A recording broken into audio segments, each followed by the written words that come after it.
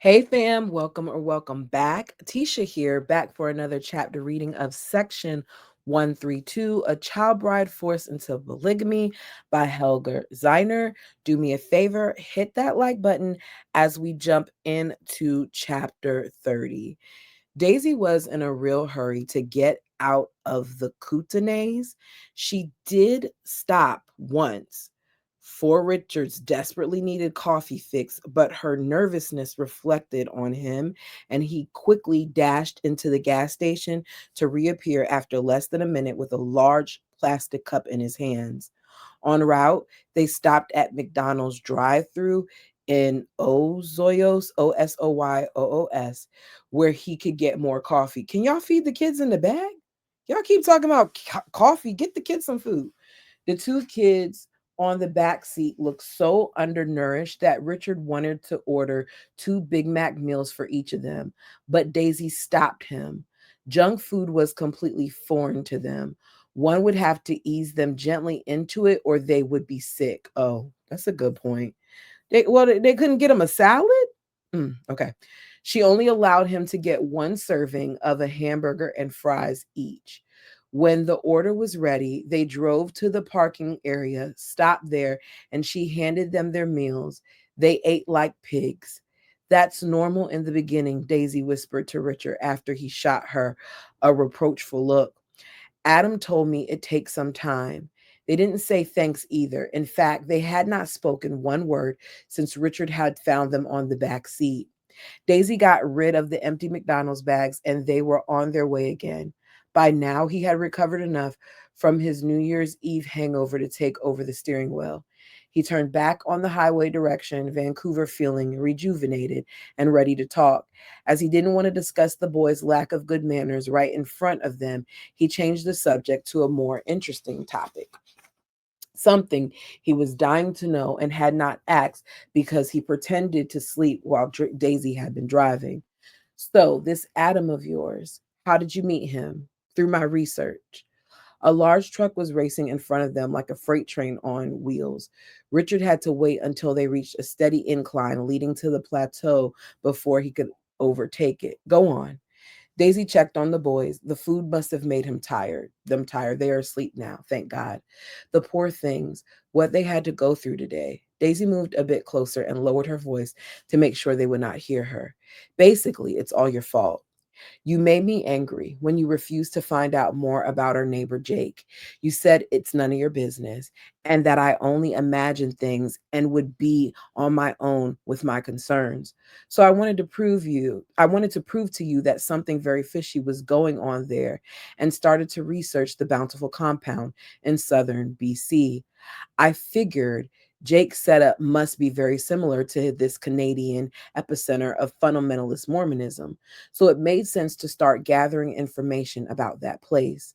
His foot pressed down on the gas pedal. You don't need to speed. Killing us is not an option. He lifted his foot again slightly and put the car in cruise control. I managed to get hold of a few people who are involved in trying to convince our government to do something about what goes on in Bountiful. One thing led to another, and in the course of it, I found out about an organization which is trying to help the Lost Boys. Adam, being one of them, is a great advantage to them. The runaways and the ones who are expelled trust one of their own more. So you met Adam and shacked up with him? Please, don't degrade yourself with that absurd assumption. What's absurd about it? He did look quite homey in your place, headphones and all. I told you, the Lost Boys have a lot of catching up to do. Adam is crazy about music. He can't get enough of it. And yes, his conversational skills still need some improvement. So he doesn't live at your place? Daisy shook her head. In that case, can you please tell me where we deposit those those precious uncut gems on our back seat?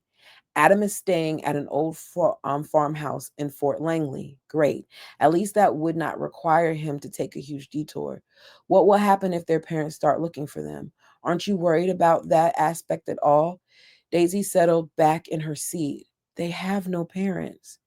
It was nearly midnight when they took the highway exit to Fort Langley. Daisy directed him to the farmhouse. The old-fashioned street lanterns in the historic fort settlement shone their light on empty winter streets. Mounds of forgotten snow, brown from exhaust fumes, had frozen on the sides of the pavement. Rows of trees with bare branches lined the main street. All the daintiness of the pretty houses, each different in design, and many of them painstakingly restored to their former glory, was lost on a night like this.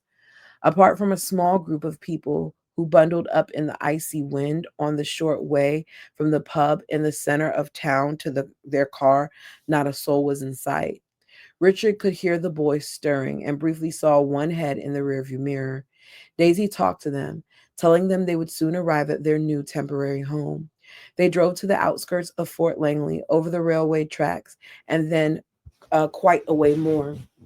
Finally, Daisy told him to turn into a driveway hidden behind a thick evergreen hedge. At the end of it was a rancher that looked quite small until they got to it. Richard noticed light in several windows. He parked the car in the driveway and got out. Adam must have been expecting them. He came rushing out of the house, raced straight past Richard, opened one of the back doors, and helped the boys out. Richard mumbled something to the effect that he was well aware that all Lost Boys had bad table manners, but why the hell did they all have to be rude on top of it? I get that Richard feels a way about how rude they are and all those other things, but it's clear that he just still doesn't get it. He doesn't get that these young men for years have been abused in various ways, maybe not physically, but in many instances emotionally, that they've been stunted, that they haven't been taught things, they've been sheltered, that some of them are probably even scared of men, and here you are judging them at a time when they're entering in a world that they don't even know. Richard's on my nerves. At the beginning of the book, I thought I was gonna like him. We're well past halfway, and I don't like him. Y'all tell me what you think. So Daisy lifted the suitcase out of the boot. Why is Daisy lifting the suitcase? Richard, why aren't you? See, Richard, you're talking about how they don't have manners. You don't either, because you should be lifting the suitcase for Daisy. But, that's me. I'm a little old school in some ways, and that's one of them. Be a gentleman, help her out.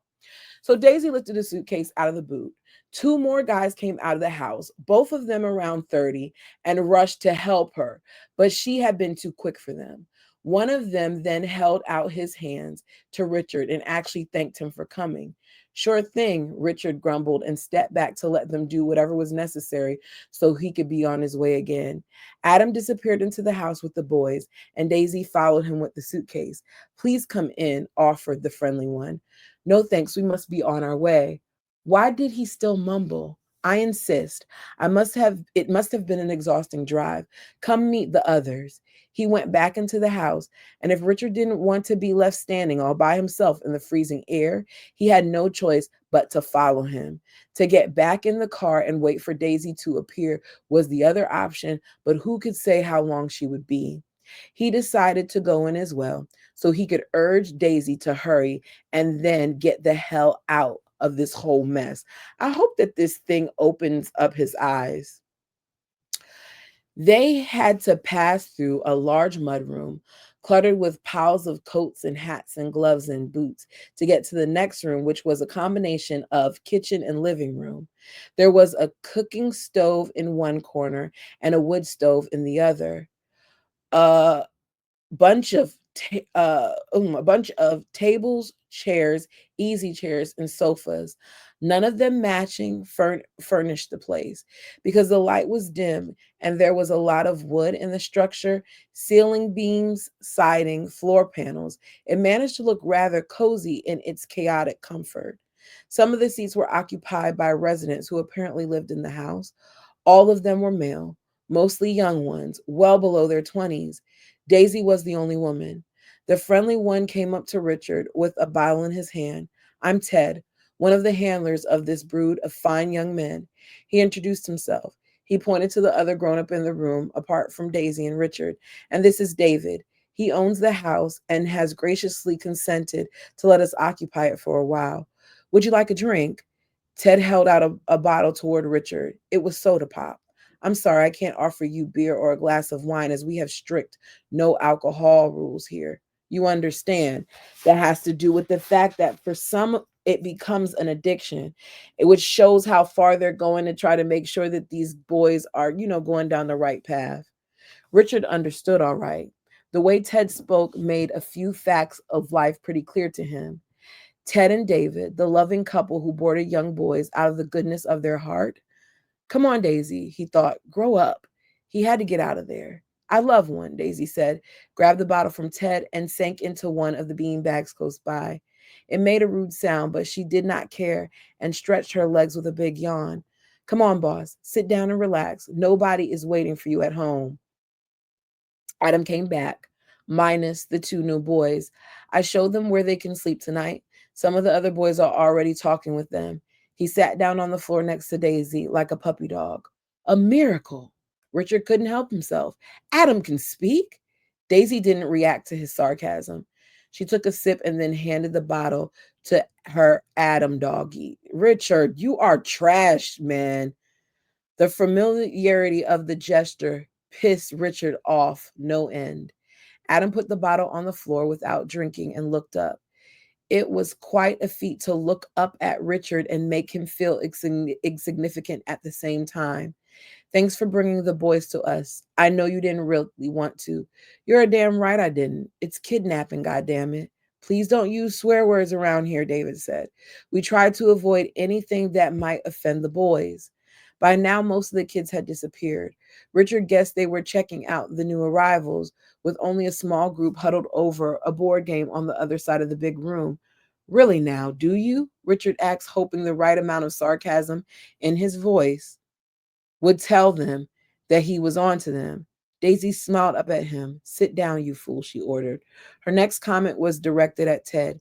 He thinks you and David are gay and run some kind of pedophile organization. What? David looked flabbergasted. Richard is a homophobe. Oh boy. In his book, just about everybody who doesn't fit his norm is gay. See, what did I tell y'all? I just said before even knowing this that I did not like Richard and I thought I would and I don't.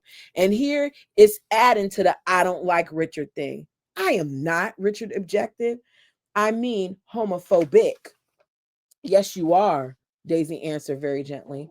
I can assure you, Ted and David are not what you think, and this organization is as legit as the Salvation Army.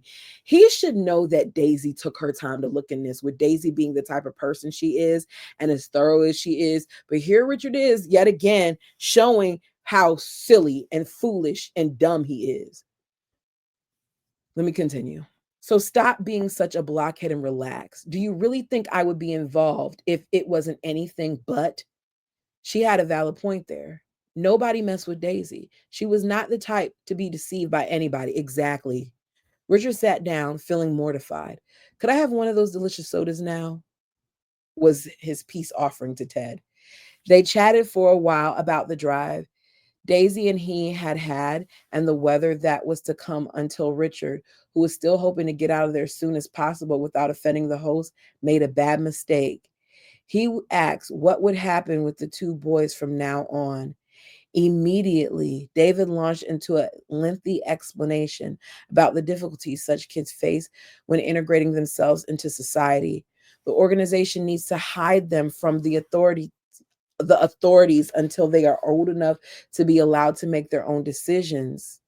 He elaborated. Once they are 18, nobody can send them back without their consent. But until then, it is dangerous business.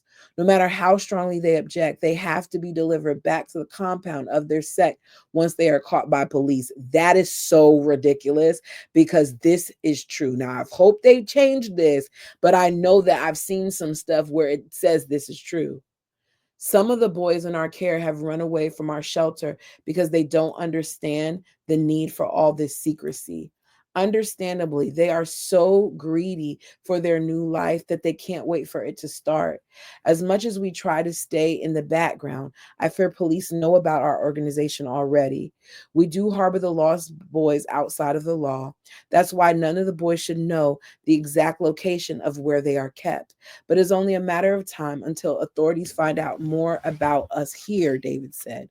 The organization has different shelters. We have to keep moving ever so often. It makes it hard to give the boys any sense of stability, not to mention giving them some kind of education. Try our best. This is the stuff that messes me up, because like government sometimes worries about the wrong crap. And that's the best way I can say it without going into that whole thing. But anyways, let me get back to the book. So Richard shook his head. He was glad that this was not his problem. You bet, he said. But we really should be going now. Thanks for the drink. This time Daisy did not object. While driving Daisy back to her place, strange thoughts ran through his mind, stirring up memories and emotions he had dealt with and discarded a long time ago. Daisy did not say anything, but he had a hunch she was waiting for him to talk.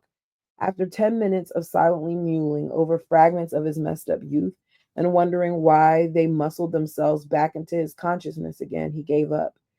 You do know that this whole thing freaks me out, don't you? No. Daisy, for heaven's sake, what are you doing? What are you trying to achieve by getting kids away from their families and hiding them for months or years from the authorities? You are bound to get caught, and then what? We are rescuing them so they have a chance in life. Bull. He interrupted her. You are trying to press your own conviction of how life should be onto them. You are judgmental. You can't comprehend that those people in Bountiful may like to live the way they do. It's their own choice, and you, granted, with the best intentions, are trying to force them into your own mold. Now she got angry. No, we're not talking grown-ups here. We are talking kids. You don't understand how they have to live. Those boys never have a choice. Some of them don't want to live like that. They can't handle it and are desperate to find help outside. They have asked us for help. We don't kidnap them against their will. Of course not. He knew how boys that age ticked. He remembered it well. Ask any kid of 13 or 14 if they want to get away from their parents, and they will jump at the chance. No more rules, no more restrictions. The hormones are flying wild, giving them a sense of infidelity. Mm-mm-mm. Is that what happened to you? Did you go back to boarding school in Europe because you wanted to get away from your parents? As usual, her sharp mind hit the bull's eye of his current emotional turmoil. Did you want to punish them? Why did he have to put up this? It upset him to be confronted with the past, unable to shake the painful flashbacks by somebody who had no right to meddle in his affairs. Daisy didn't let it go. Forgive me if I look at it the wrong way, but I think you were just mean and selfish and a little brat, and your parents love you too much to force you to stay with them, while those lost boys don't have parents who care about them. There is a slight difference. Memories of his mother crying her eyes out at Vancouver airport every time he left after summer break suddenly overshadowed their argument. His anger at Daisy turned flat and sour. But they do have parents, was his weak reply. No, they don't. They have a father who has multiple wives and so many children that he forgets their names, who doesn't let them go to a normal school but gives them the minimum of education in his own community school, who works them like slaves as soon as they show a little strength until they enter the so called priesthood. Who chases them out of their community once they demonstrate the first sign of youthful rebellion, simply to keep the male female odds in balance for himself and the few other elders in the different polygamous communities spread all over the continent. That's not a father. That is a monster. Richard's father used to look so sad and serious at the airport. Richard had always felt a surge of supremacy when he stubbornly refused to share his parents' farewell pain. It was a mask that did not shatter until he had passed customs and was well out of their sight. But they have mothers, he insisted weakly. Daisy sighed. When the boys are banned from their communities, it's usually the mothers that drive them to a remote place and abandon them. And this is the problem because Richard does not understand that there are people in the world who've experienced things that may be far worse than whatever it was that he experienced in childhood, and that these young men did not have what he had. And at the same point, he's not being open minded to really want to learn. He's one of those people who isn't listening to understand, he's listening so he can respond. Chapter 31. He thought it best to distance himself from Daisy in her quest to save the lost boys. Eventually, she would come around and accept the fact that those kids had little to do with her or him for that matter. Richard was glad the festive season had made way for more somber lifestyle a dull and gray January presented. Everybody was back at their offices, as usual, regretting the overindulgence of the past month, joining fitness centers and taking another crack at giving up smoking and trying to lose weight just like him.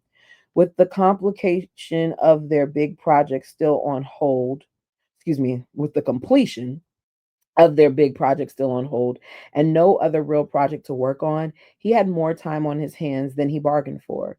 Apart from occupying his mind with designing the entrance gates to his development or having meetings with representatives of the advising agency, he had commissioned and the realtors who would eventually market the project, he had nothing to do. All those things were way ahead of schedule and simply served the purpose of killing time more than anything else. He was in danger of getting overly sluggish from all those senseless activities and knew he had to do more than just sit around in the office. To make matters worse, the youthful and vibrant energy Adam had radiated inexplicably bugged him such bugged him to such an extent that he finally overcame his inner Schweichenhund? Alexa, how do you pronounce Schweinehund? I pronounce that Schweinehunt, but I'm always working on Oh, how to I say was way off. Schweinehunt Schweinehunt. right. By the way, Alexa, I have stop. I was way off with that one. Okay. And made a slightly belated New Year's resolution to take better care of himself. Like all the other hopefuls, he joined a fitness center. All through January and February, he doodled on his desk like an imbecile until he could finally leave the office around 4 to join his personal trainer for a heavy sweat session. Daisy never asked where he went and never commented on the already visible improvement in his physique. Richard prided himself in having exceptionally good metabolism. Getting leaner had the additional benefit of getting stronger. All this exercise was very tiring, though, making him fall into bed well before midnight. His abstinence from alcohol, which was a prerequisite for the 3 month intensive course his trainer had insisted on, did therefore not get jeopardized by any unnecessary pub crawling. Neither did his sexual abstinence. His only regret when he saw his emerging six pack in the mirror was that he was the only one admiring it. Daisy always seemed busy in the office. He knew she also had very little to do, so he assumed she was still nurturing her motherly instincts, probably raising funds for the care of Ted and David's prodigies or saving a few new ones. He did not care as long as she did not involve him and as long as her work did not suffer. And that was no problem, as they simply had nothing to do except wait for the frost in the ground to melt away. Or so he thought until one sunny afternoon, when the February sun actually made a brief appearance in a windy sky, chasing some heavy clouds away, and with it the downcast mood of the rain soaked the Vancouverites. He was just getting ready to go to his sweat class when Daisy knocked on his office door. Come in, he said, thinking how silly this distancing effort of hers had become. At least she sat down without waiting to be offered a chair. She crossed her legs and pointed the chair behind his desk. You better sit down. Oh, she pointed to the chair behind his desk. You better sit down. He did. Remember our project, the one up north, our Rainbow Country Cabin development? Of course I do. Why? Because I just got a call from our AO. He groaned. Oh, the arc again. That was usually a guarantee for trouble. But then he remembered that they had crossed all the governmental hurdles and were now already planning the road into and through the development, only waiting for the weather to permit the start of construction. He relaxed. What does she want? All is done, and there's nothing she could want from us. You think? He did not like the look on Daisy's face. Yes, I think. Now don't be a pain and tell me what she wants. She refuses to sign off the subdivision plans if we don't change our road design. This was unexpected, but it did not totally shock him. In his experience, bureaucrats usually didn't accept plans in their virgin form. Continuous minor alterations to drawings were their favorite pastime. I didn't know we had submitted the construction plan already. Shouldn't I have signed them first? You're right, we didn't. The art called to tell me that she finally had some time over the holidays to consider our PLA and now feels it will not be possible to build a private road over the 30-meter wide corridor we bought from Jake because it cuts his land into two parts. Daisy's explanation didn't make any sense to him, so he just opened his arms wide with palms up to demonstrate to her that he waited for further clarification. She now feels that she cannot allow this as our neighbor, meaning Jake, may not be able to subdivide any of those two parcels in the future. Why not? Because of the access problem? I thought we agreed in the sales contract to give him an easement over our road, so there's no question of access. Oh, yes, our agreement stipulates that quite clearly, but the ARC now thinks that's not good enough. Not good enough, he repeated, dumbfounded. What's she talking about? I don't get it. She hadn't thought about the aspect of future subdivision before. Because of the steep hills, this land could not be accessed directly. Like at this point, he just need to let it go. The only way to get to future parcels is through the ravine, which we now own. If Jake wants to divide his two remaining parcels later on, it can only be done if we grant him an easement. She feels the solution is, again, I use her own words, not good enough. It has to become a public road. Daisy crossed her arms, which means it has to be paved. Damn it. How much will that cost us? I don't know. How much does 60 kilometers or kilometers of paving cost? You mean 600 meters? He corrected her. No, I mean 60 kilometers. If the road, am I saying that right?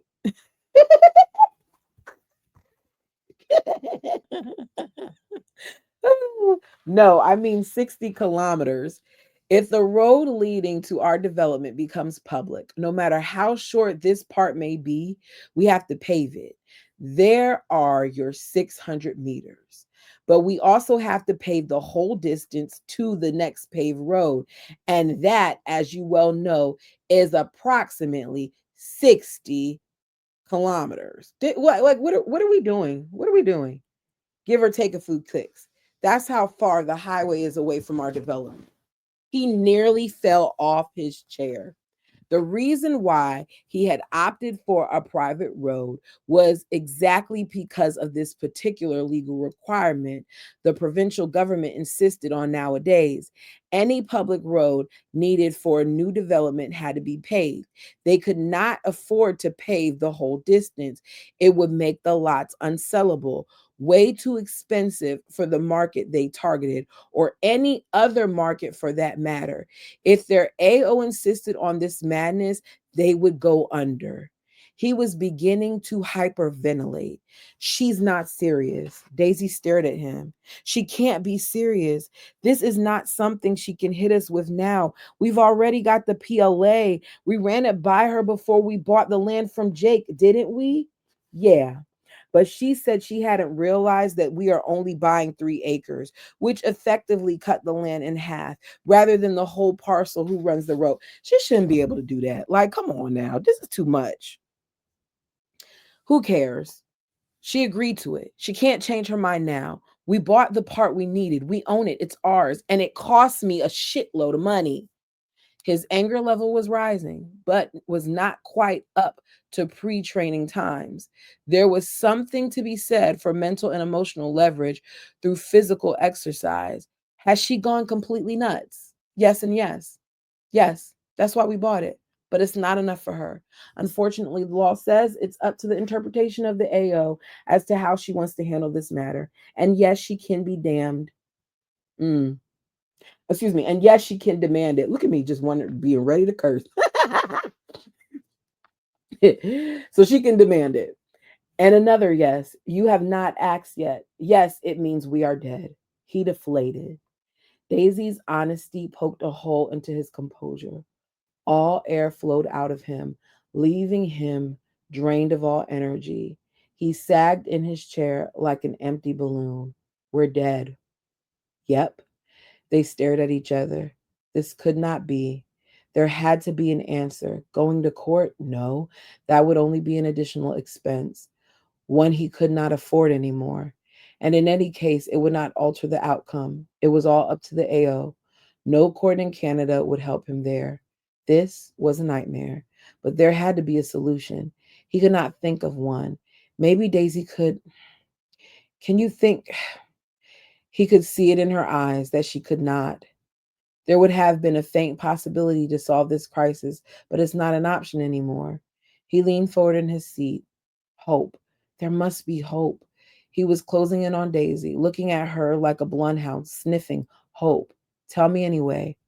Daisy gave him a pitiful glance. Forget it. No, come on. Tell me, he insisted, now practically leaning flat over his desk. Okay, you asked for it. Under different circumstances, the solution could be quite simple. We would have to do as the arc says and buy one of the parcels, either east or west of the 3 acres. Actually, west would be better because it's less acreage. She gave him time to let the idea sink in. If he owned this part of Jake's land and not just the 3 acres that divided his land, they could run the road through their own land and keep it private. And if they wouldn't have to pave it, very simple. All you would have to do is persuade Jake to sell it to you. So he has to go back to Jake again. And Jake is probably going to hit him for even more money than he did the first time, especially with the exchange that they had. And I'm wondering if Jake already knew this too. Because remember, Jake thought when he came for that dinner that he was going to be able to get him for more money then. Oh boy. Mm-mm. He was sure Daisy did not say this to rub salt into his wound, but it felt like it. Even if he had the necessary funds to buy more land from Jake, the guy would never sell it to him. Not after he had totally blown it at their last meeting. If that was what Daisy implied, she was entitled to a little sarcasm. He could not hold it against her. Why on earth had he picked a fight and walked out on Jake's religious sermon last summer? Why hadn't he bit his tongue and played along to make him happy? Jesus Christ, he'll never sell us this land. Daisy nodded. And even if he would, we couldn't afford it. How many acres in the western part? 52. He wanted 10,000 per acre. So we are talking about over 500,000. It cannot be done. Usually, Richard gave into frustration, anger, or outrage very easily, so he was surprised that he was capable of feeling another, even deeper emotion, defiance. He would not give up what he had created over so many years. He would not let one single bureaucrat throw the book at him and senselessly destroy his life's dream in the process. He would do the impossible, achieve the unachievable, convince Jake, and conquer fate. It had to be done so it could be done. Searching for the last bit of faith he had left inside of him and clinging to it, he told Daisy not to worry. He could do it. But how, she asked. First, I'll get Drake to agree to sell the land, and then I'll make him agree on a more realistic price, and then I'll find the money necessary for it. There's no way.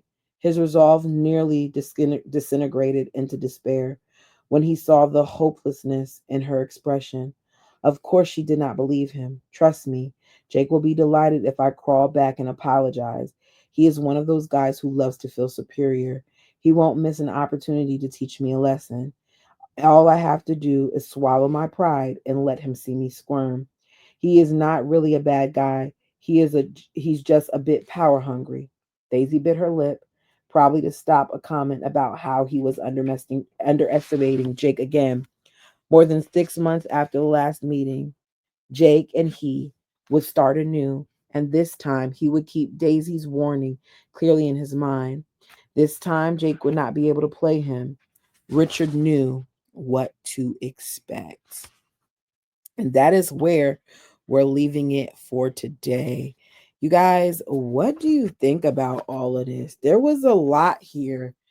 I actually, even though I can't stand Richard, I feel sorry for him and Daisy. I do. It's weird because I wouldn't be able, I can't begin to imagine like putting your all into this and having it trampled on because of this one person.